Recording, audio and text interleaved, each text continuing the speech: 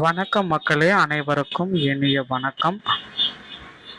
தமிழகத்தில் நகைக்கடன் தள்ளுபடி இந்த திட்டத்தை முதலமைச்சர் விஜய் அவர்கள் எப்பொழுது வெளியிட இருக்காரு? அனுமதிக்கப்பட்ட நகையுடைய அளவுதான் என்ன? யாருக்கு எப்பொழுது இந்த நகைக்கடன் திட்டம் நடைமுறையில் கொண்டு வரப்படும்? தமிழக அரசால் அறிவிக்கப்பட்டுள்ள 5 சவரன் வரையிலான நகைக்கடன் தள்ளுபடி குறித்த முக்கிய அறிவிப்புகளை இந்த வீடியோவில் நம்ம பார்க்கலாம். இந்த தகவல் இதை பற்றி தான் விளக்குகிறது. கூட்டுறவு மற்றும் அரசு உதவி பெறும் வங்கிகளில் 40 கிராமுக்கு மிகாமல் கடன் பெற்ற ஏழை எளிய மக்கள் இந்த சலுகையை பெற தகுதி உடையவர்கள் என தெரிவிக்கப்பட்டுள்ளது. திட்டத்தின் கீழ் பயன்பெற சரியான குடும்ப அட்டை மற்றும் ஆதார் விவரங்களை சமர்ப்பிப்பது அவசியம். இருப்பினும் அரசு ஊழியர்கள், கூட்டுறவு சங்க பணியாளர்கள் மற்றும் தவறான ஆவணங்களை வழங்கியவர்களுக்கு இந்த தள்ளுபடி பொருந்தாது என்று குறிப்பிடப்பட்டுள்ளது.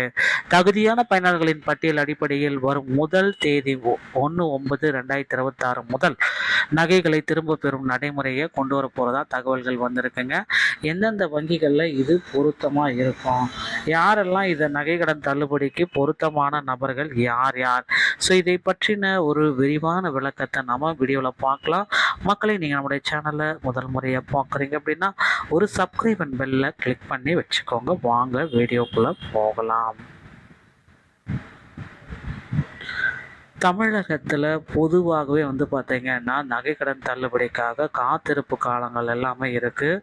ஒவ்வொரு நாளுமே அனைத்து வகையான மகளிர் நகைக்கடன்கள் பெற்றோரும் காத்துட்ருக்காங்க.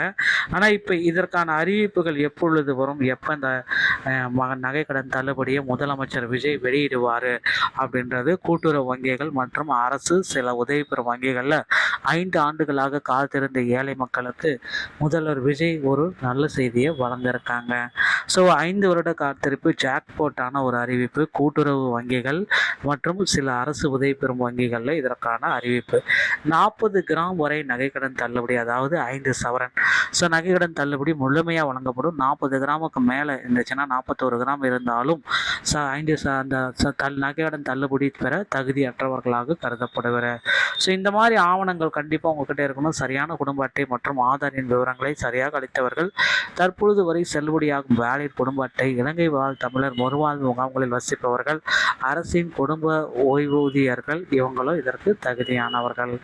ஸோ இப்போ பார்த்தீங்கன்னா தள்ளுபடி செய்யக்கூடிய முக்கிய ஆவணங்களை இது இருந்தாலே போதும் அப்படின்றது சொல்கிறாங்க. சிறப்பு தகுதியுடைய பயனாளிகள் அப்படின்னு நாம் பார்க்குறப்ப இந்த 2 கேட்டகரியில் வரவங்க சிறப்பு தகுதி.